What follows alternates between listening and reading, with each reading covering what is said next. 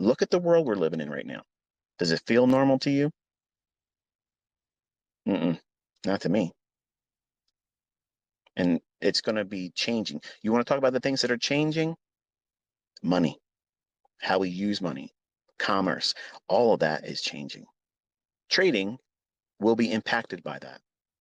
They're not taking trading away yet, but I think that it could be used, because think about how many people have gone the way of leaving the 9 to 5 mentality. Now, there's a lot of people that fail trying to trade.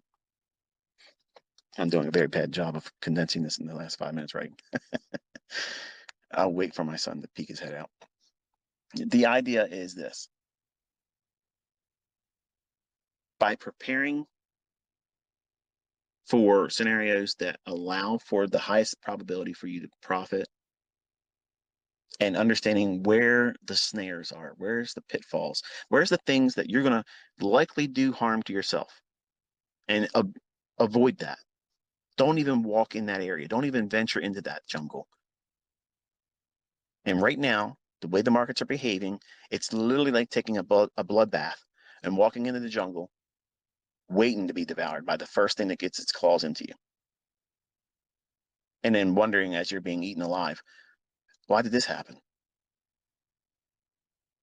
Who's responsible for this? Who can I blame for this?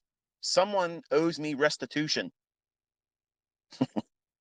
No, you made a very poor choice.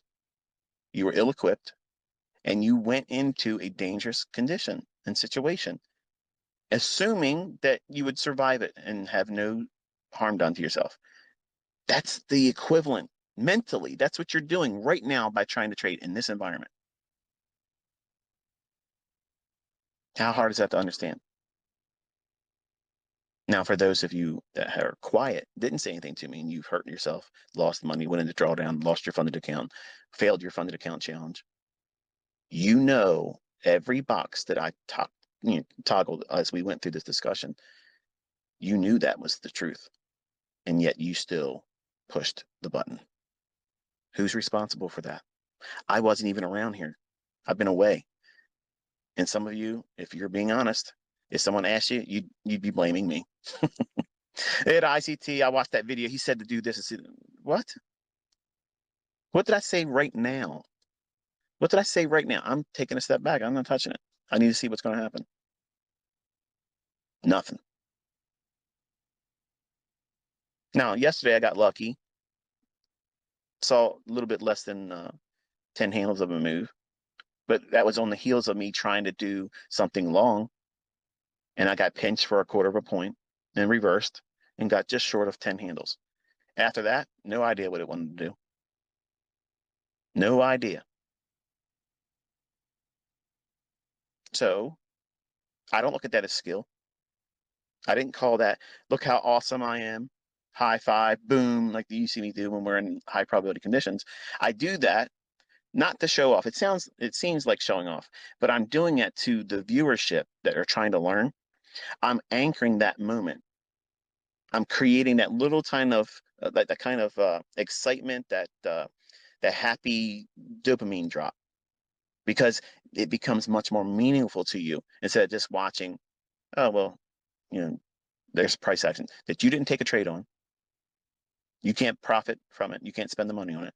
So it makes you feel closer to the event that we were watching collectively as a community. Well, the short yesterday that I was in front of my older students, there was no cheerleading in that. It was just, okay, there it is. And I turned them loose to it. I said, okay, have fun with this stuff. I'm not interested in it. But when we're in high probability conditions and low resistance liquidity runs, that means that the market's really easy, like butter. This slides right on into where you want it to go. It's easy to see it happening. It's easy to see what it wants to do. It's easy to see the entry points. Everything is easier there. Then you'll hear the adjectives come out, the boom. Who do you love? The Joker GIF, throwing the money around and stuff. That's just to make you feel good about that observation that we watched happen. But right now, if I was right, if I was to sit out here and call it right, I would tell you again, This is not something to be viewed as skill because it's just coincidence that it happened to deliver because it's outside the model's rules. How hard is that to understand? In this environment, we're seeing people that don't really know what they're doing, getting lucky, and then claiming it's skill. And some of you fall victim to believing that stuff. I did too as a 20-year-old. I thought everybody that was showing me results was being honest. They were able to do that. And I am absolutely 100% being transparent with you. If I see it coming, I'll tell you. If I don't see it, I'm going to tell you I can't see it right now. And that's not an algorithm being changed. It's not me being the catalyst for the entire monetary system being restructured and, done all over again. It just means that we're in a consolidation, folks. That's all it means. That's all it means. And it will not last forever. But you have to submit to it. And you have to wait for whatever catalyst is going to be used to move us outside that range and get us moving around again. Just got to wait for it. You cannot impose your will. The sands of time right now, they're going to drop the same speed. They're always dropping the same speed. But your perspective of it, when it's a lot of sand in the upper portion of that hourglass, things feel like they're moving real, real slow. But that same grain of sand is still dropping at the same capacity and speed. It's always doing the same thing. But your perception is when you lose more of that sand, you feel rushed. And you're doing that with your challenges for your funded account, trying to rush to the state of you being able to make money. I got to get funded. I can start taking money out. I got to trade one more day. I got to do 5 days of trading. I got to do this. All these things are time. They're there for you to blow it. That's why those rules are there. They're not there for you to succeed. So you have to turn everything upside down and look at it for what it is. They are speed bumps. They're barriers. They're in place so that way that funded account doesn't have to be paying you anything. And for the folks that are trading with real money, same thing happens with you. You're thinking, it's been a while since I've had a winning trade. I need something. I need to be encouraged. Well, you should be encouraged by the fact that you're not rushing into doing anything right now and gambling. That's the mindset you should have. That is I see my son now. I gotta head back to the RV. It's right down the street from me, so I gotta pull up. That's the mindset you need to have. You reward yourself for not doing impulsive things, and that's the reward in and of itself. But it doesn't have any profit behind the ICT. It doesn't have a losing trade either. I told you I don't like to wear a safety belt. It's like trading without stop loss ICT. You need to wear your seatbelt. Shut up, shut up. So there's rules to this game. There's rules of engagement that you're going to have to submit to. And if you don't, you will pay the price. And if you don't have these rules written out and follow them, you will not measure your growth, not psychologically, not monetarily. You'll have no measure of knowing what it is that you should be expecting in terms of progress. How much have you grown in the last 2 weeks? Some of you want to quit. Some of you are regretting ever starting because you think it's impossible. I'm just trying to tell you to take a step back, go back to that daily chart and what I mentioned last week. It needs to leave that. I promise you, when it is out of that range and we're now moving freely again, all this stuff will be easier to see in price action again. You'll think to yourself, man, I was sweating it back then. And it's only been 2 weeks. You're trying to take your entire career as a trader, you're trying to encapsulate that in terms of 2 weeks. The success or failure of your entire lifetime as a trader going forward hinges on the outcome of these 2 5-day periods. It's silly when you think about it like that, isn't it? It's all perspective. And I did that to myself many, many times as a young man. And it skewed my perspective. It skewed my understanding of where I was in my growth. And you don't want to do that because it stunts your growth. You'll trick yourself into thinking There's an emergency when there isn't. You'll trick yourself into thinking there's an opportunity when there isn't. And you have to be very comfortable in your own skin, knowing that it's okay for you not to do anything. If other people are doing something and they're making money, be happy for them. Be glad that they didn't get hurt right now, because it's too easy to do it to yourself or themselves. And if they want to pretend it's skilled, let them. What are you going to do? You're not going to change their mind about it. And arguing with them is just, it's toxic. Let them be themselves.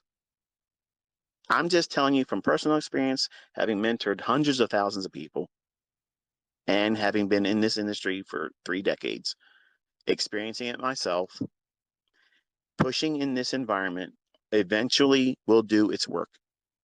You will have your wings clipped. And the reminder in this Twitter space is you have to submit to those sands of time and where you are in that. It's always happening at the same speed, at the same rate of descent from the upper portion of the hourglass to the lower. It's never really speeding up. But how much time you have left in the upper portion is going to have an impact. And don't look at your trading like you have to rush to get to somewhere. You're not in the right state of mind when you do that. You're going to impulsively do things. And as soon as you allow impulse, emotion, psychological wrestling matches because you're trying to keep up with someone else's performance, trying to live up to someone's expectation, like signal providers. I mean, I facetiously said to my older students last week, I said, I'm glad I'm not running a signal service in this environment. Can you imagine? Can you imagine if I had a schedule that I had to maintain to be in front of everybody on a live session? I had to be out there doing it. The stress that it would place on me, it would totally have a major impact on me psychologically. And also, if I did something incorrectly, because I'm obsessively compulsive, it would eat at me even when I was away from the charts and away from the people that would be listening to me. So what did I do? I completely removed myself from the enticement to do so because I am like a dog that chases cars. So I had to do what? Manage myself. I have a mental illness that if I don't do these types of things, I will be impulsive. So I've learned to view it as an advantage and knowing that I can control this part of me doing these types of things. Some of you may not need to have it this extreme where you physically remove yourself from it. And others may think, well, I'm going to go that route. And that's the only way I'm going to be able to protect myself from doing harm to myself. There's nothing wrong with that. That's discipline. Believe me, it takes a lot of discipline to do it. You might think, well, it sounds like it's really easy and it sounds like fun. You're driving around in an RV and going all over the country and you're vacationing and spending too much for food that don't taste all that good. Listen, you do what you got to do. If it means taking your computers and telling your spouse that, hey, look, here's the power cord, hold on to this until next Friday or next Friday after that or whatever, and commit to them. Say, you know what, I'm going to invest more time into you instead of doing this because I have to physically remove myself from the impulsiveness that's likely to occur if I look at the price action right now, because everything in my system that I haven't grown in trusting yet, everything in my model tells me I shouldn't do it, but I don't have the experience to listen to it yet. I might do something to myself by pushing a button that I shouldn't be pushing. I'm going to engage a marketplace that I know by all rules and face value, I should not touch it. But I might see something that will lure me into, oh, it's going to really run now. And if I don't take this, I'm going to be regretful. How about if you weren't there looking at it when you know it's not likely to be there anyway, you can't feel that impulsiveness.